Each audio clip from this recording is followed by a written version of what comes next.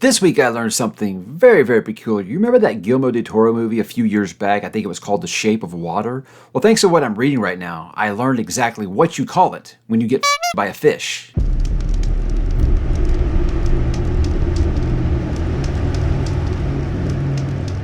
Hey, what's up, bookworms? Mike back with another weekly update, the first for the month of July. New month, guys. We are officially into the second half of the year here, and things are off to a really, really fun start. I think fun is exactly the word that I would use for how things are going right now, and that leads me to what am I reading? Well, guys, I am about halfway through book number 3 of Dungeon Crawler Carl. This is the Dungeon Anarchist cookbook, and there's lots of things I like about this. I already will say I am enjoying it much more than I did Carl's Doomsday Scenario, which wasn't a bad book. Was exactly what I was wanting the series to do. I think this is doing it a little bit better. Now, look, I am taking the advice of the author, who at the beginning of this says, hey, don't pay attention to the train thing because it's confusing, and basically he's not even sure he understands it, so he doesn't expect you to. That's fine. That's not bothering me at all. I have no problems. I got enough warnings about that in this book before I even started. That wasn't really a problem. I am liking a lot of things about this. I'm liking, obviously, the dialogue remains great. The achievements remain great. The narration, the AI, whatever you want to call it, the host, I guess you would say. I'm enjoying that stuff as much as I did the first book. I'm liking a lot. Obviously, the dialogue between Carl and Donut is great. I love seeing the new versions of Mordecai we seem to get every single one of these floors. Katya is even growing on me quite a little bit. I'm really, really interested in what they're kind of doing with that character. First, I was kind of like, this just seems weird, out of place. She's starting to grow into that role a little bit. I'm liking some of the callbacks. The characters that are coming back from the earlier parts of the stories. It's got some of those moments that hit a little hard that you aren't really expecting in a book like this. However, I do have a new concern. Like my last concern was, I just fear this is going to become so serious, so I'm not going to have a good time anymore. Not so much. But like I am still having a good time. Problem with this that I am starting to have is, okay, this is fun, but I've had 2.5 books now of kind of the same thing. Is there going to be any real plot progression? Because my concern right now is all this is so far through the first half of this book is batshit crazy fight scene. Here's your achievements and your upgrades and your power-ups.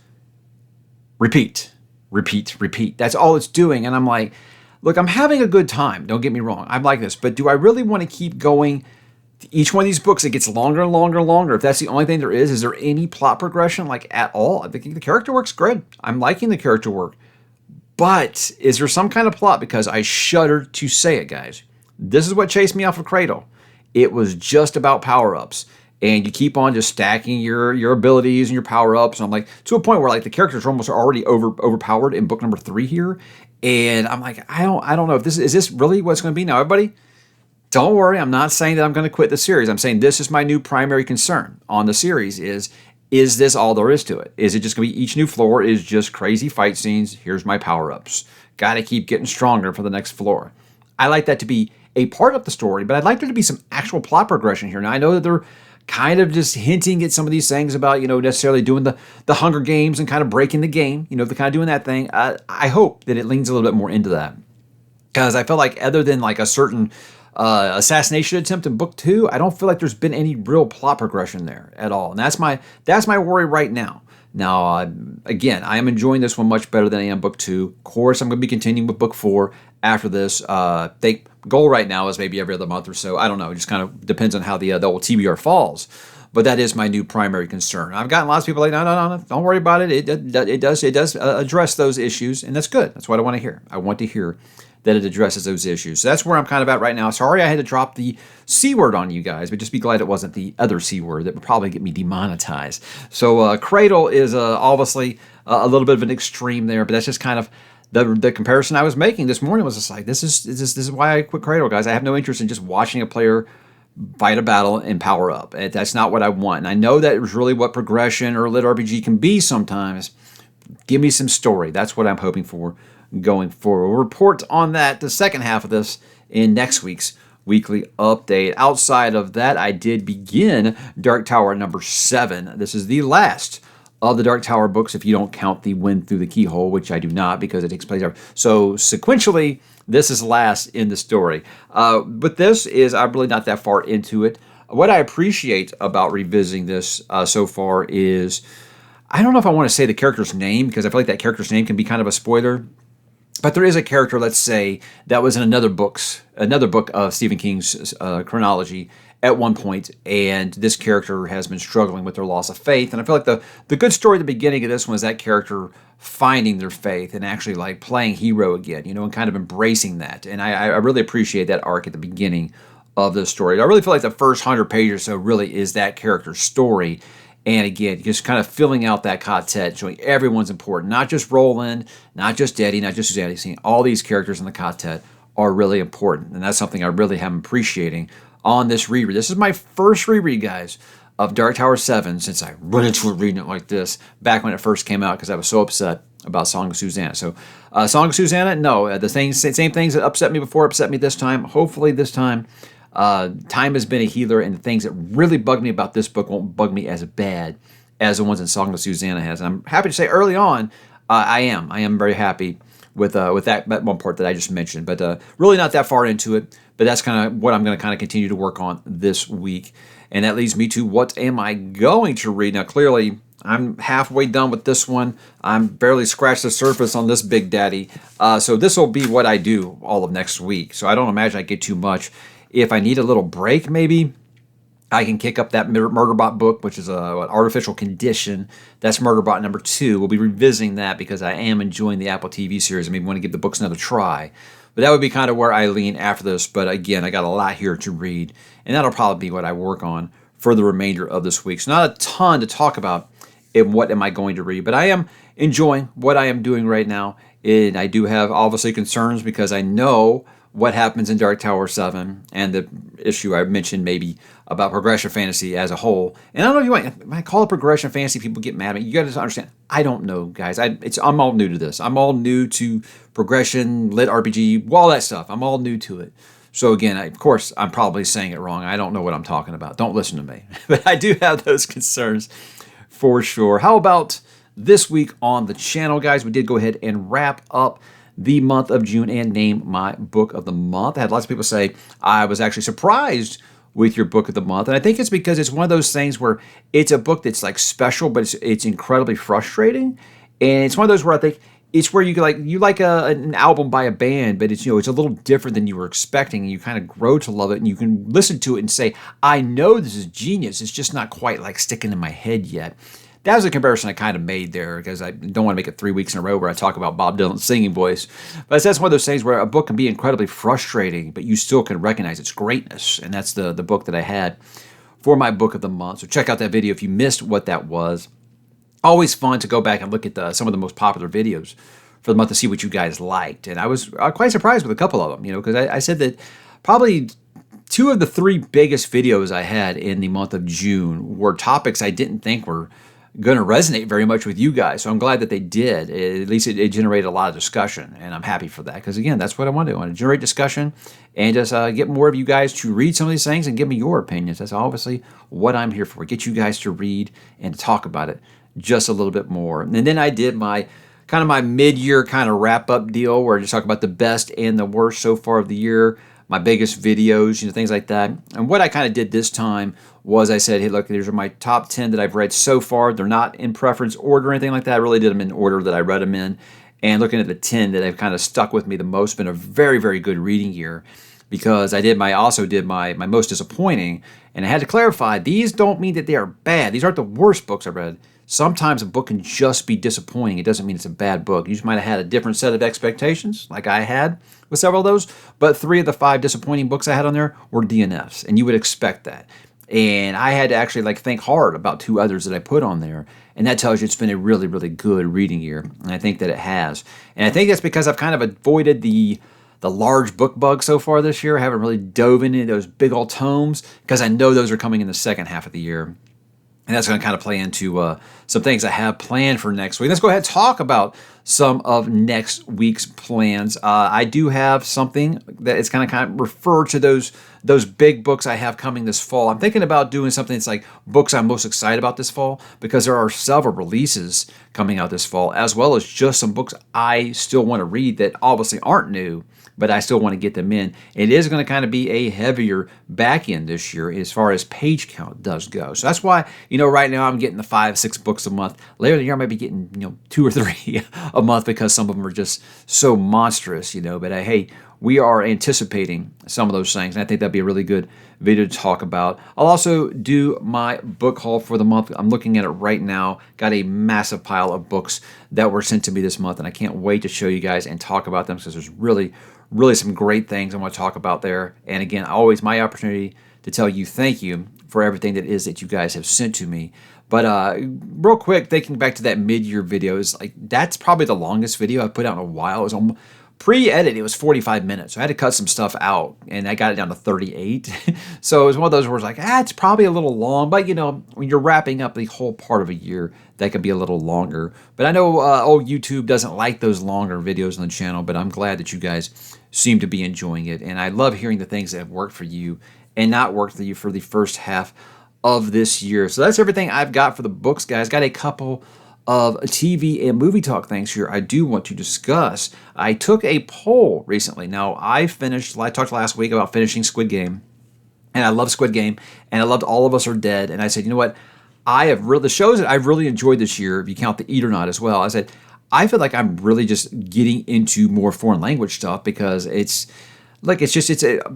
just being blunt, American writing's suffering right now. I feel like American writing, and I know they had a writer's strike and all that stuff, but I was just kind of like, could AI really do it worse? That's just my personal opinion. I'm not saying everything that American writers are doing right now is bad. Just say it's harder. It's hard for me to find things I'm liking, where all these other cultures are writing just really still banger stories that I really, really like, really good character work and stuff. So I said, you know what?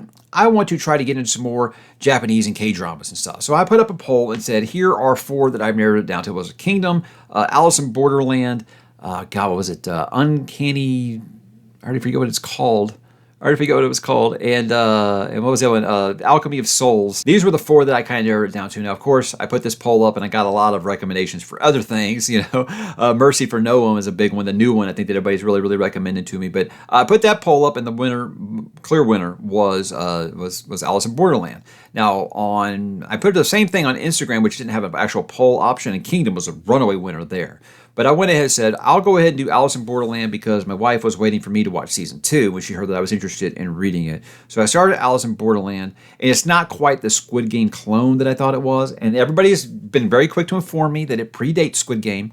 For me, I see a little more Stephen King's The Running Man, or something like this. Stephen King's The Running Man, or something like a Dungeon Crawler Carl, where, hey, the world, something happened to the world, and you've got to keep playing this game to survive. And it's very good so far. I'm 4 episodes in, but again, what I'm talking about, like the writers just have no chill. Like it was 3 episodes in before something like so major happened. I was like, holy hell, I can't believe they did this. So, I think I'm really leaning towards the foreign language stuff right now because, again, this is why I left American comics and went to manga. Because I feel like storyline is still the most important thing there, and not filling out some kind of formula and saying, okay, here's our checklist of the 3-act structure that we've got to get to and make it super predictable. I'm still guessing like crazy on these things. And that's what made All of Us Are Dead. It made Squid Game and Eat or Not so fun for me. It's just I was not ever able to just completely say, hey, I know what's going to happen next. I feel like I'm still being surprised. And as a viewer, that's what I want. I want good character work, and I want to be kept guessing, not saying, I can write this, and knowing what's going to come next. So if you feel like you can get up and go pee because you know what's going to happen next, it's probably not the best of writing. So, but these things, I'm really enjoying it. So that's why I'm kind of leaning into that this way. Now, I've had a lot of people be like, so does that mean you're going to watch anime? Probably not. Probably not. I tried to watch the One Piece anime with my kid, and I was like, gosh, I'm just like my parents right now. This is so loud. It's kind of how I feel about it. But I am really enjoying the foreign language stuff, especially on Netflix. They've got a ton of K-dramas and Japanese shows that I'm really, really into right now. And I've got a long list that I plan to check out here in the foreseeable future. I didn't mention it. I am trying to actually get some Talk About Nothings going again. I meant to bring that up in next week plans. Working some schedules out. I'm going to be having Petrick on eventually here. Petrick's going to come on. Had a couple of others. Got kind of an open invite, and we just never really been able to work out a time. And then now I'm not getting a response, so I'm guessing they lost interest. I don't know. So we'll see what happens with there. This is the thing about Talk About Nothing is it's so hard to get schedules to meet up sometimes. And, Petrick and I are in completely different time zones. But we're going to get something worked out here in the next few weeks or so. And he already said, yes, of course, he would like to come on. And I'm upset. I'm realizing I had never asked Patrick to be on Talk About Nothing. And that just seems like a mistake because Patrick is the reason I do a lot of this. Honestly, he was my inspiration reading his Goodreads reviews where I said, you know what, I can't write like him, but I think I can talk. And that's kind of where we got to where we both are at this point. But as far as more TV stuff, doing an unexpected Breaking Bad rewatch. The thing was, it was so funny, is my oldest son, he was flipping through Netflix and he saw the cover and he was like, why is this guy in his underwear? He's like, he's seen the memes and stuff of Breaking Bad. You know, I feel like pop culture, you're going to see some things that you recognize. And he's just like, I really like to know, why is he in his underwear? So I was like, you want to know? He's like, yeah. So we watched the first episode. I thought he just wanted to answer that question, but then he like really liked it. We're already into season 2. He's liking it quite a bit. And that's one of those things where, I was like, he's 13. Am I a bad parent for doing this? And I was like, no, you can show him. Drugs are bad. Drug dealing is bad. So I think he's kind of like me. I was watching, horror movies when I was 8 years old, 6 years old. And I saw The Exorcist when I was 5, guys, and I think I would be watching stuff with heavy themes and stuff like this. I think it just really depends on the kid, clearly. And he seems to be very headstrong in that way, and he can get some life lessons out of it. It's not like he's sitting there being like, oh, man, Jesse's so cool. I want to be just like him. He's not saying that while he's watching it. He's pretty much saying, what an idiot. Although he is talking a little bit like Jesse right now, and my wife's like, stop it. Stop saying yo. But again, Breaking Bad, what more can I say that hasn't been said? It's one of the best shows of this generation, if not the show of the generation. I feel like he seems like 1A, 1B, people talk about that with The Sopranos. It's like the greatest show ever. Some people throw in like The Wire or something like that. For me, it's like Breaking Bad was a great show beginning to end because it didn't overstay its welcome, like a lot of shows like it had before. And it was just, it's great, man. It has amazing acting. And it's aged beautifully. And then Better Call Saul actually filled out that universe a little better than I thought it would be. I remember thinking that was just a cheap cash grab when it came out. And I think Better Call Saul stands right there by it. So we are actually in the part in the series where Saul actually first comes on Breaking Bad. So it's really, really fun to go back and watch it now, knowing what we do know. And this is the first time I've revisited Breaking Bad since it was on TV. It's been a lot of fun. Our 4th of July movie, yes, we do have an annual movie that we watch every single year. I've probably talked about the last couple of years, guys, and you know it. I know it. We all know it. That, of course, is Independence Day, starring Will Smith, Jeff Goldblum, and all of the above. Bill Pullman is greatest fictional movie president of all time, even though he nuked my city. Yes, he nuked Houston in that movie, but I still would vote for him because he's awesome. Anyway, Independence Day is one of those movies where I feel like for a long time, people would just kind of be like, oh, yeah, it's just a dumb disaster flick. And over time, people have actually come quite endeared to it. And like I said, we watch it every 4th of July. I mean, it's great. Welcome to Earth. We do all these quotes all year. It's great. You did not shoot that green shit at me. So I love the movie. I think it has a great structure. I love that it doesn't have really necessarily a main character. It has like 5 different groups of characters. The convergence. It's actually a really tight script for a disaster movie. It really is, and it's one of those, I come to appreciate it more and more every year. I think the soundtrack's great, the visual effects, it was right there before CGI took over, so the practical effects still look amazing for it. Without a doubt, guys, it's my favorite disaster flick of all time. I don't think there's anything close to it. I have several that I love, but that's my favorite, I think, and we watch it every year. And it's one of those where I say, I've seen this movie about 200 times. It really can't surprise me anymore. But when President Whitmore gives his, we will not go quietly in the night speech, I'm like, hell yeah, right around through a wall. So, great movie. Obviously, it probably means a little more to Americans than other audiences. But for me, in my generation, it was great. I remember seeing it in the theater and loving it, and I still love it. And I'm glad that I really kind of passed that on to my kids. Hopefully they will share it, with their kids someday. That's always the hope when you're passing down things that you do love.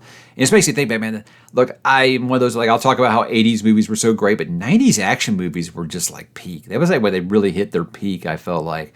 And it might not feel like it's ever going to be the same again. I don't know, but 90s action movies, man, you could watch a disaster flick and they would have a lot of heart, have a lot of good character arcs and stuff. And I think in Independence Day, every single character has a really good arc in it. If you really look at it and break it down and say, okay, this is where the characters are when the movie starts, and by the end, they've all found something that they needed in their lives. And that's really good. That's a really positive message, I think, when you're dealing with the end of the world. It was really, really good. So it's aged like a fine wine to me. Cannot believe it will be 30th anniversary next year. Check out the extended edition if you haven't. It has a lot of great stuff, especially for Randy Quaid's character. Really, really good stuff in there that makes that sacrifice all the more heartbreaking at the end, but also makes you very, very proud. I do love it. I hope you guys have seen it. If you haven't, hey, check it out and watch it with fresh eyes and let me know what you think. Because I know the younger audience has kind of been like, I like you, and I get that. Sometimes you just had to be there when it happened.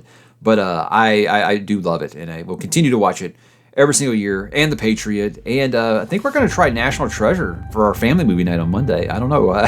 See how that one goes. I can't believe that's 20 years old already. I haven't seen that since it was brand new, but my wife does love it, and it's fun. It's a fun time of year here in the States, and it's a great time to watch a movie with the family, I think. At least I do think so. So guys, what are you up to? Did you have a great holiday weekend? Even if you didn't have a holiday, did you have a great weekend overall? I'd love to know what you guys are up to. What are you watching? What are you reading? What are you listening to? What are you playing? Drop in the comments, guys.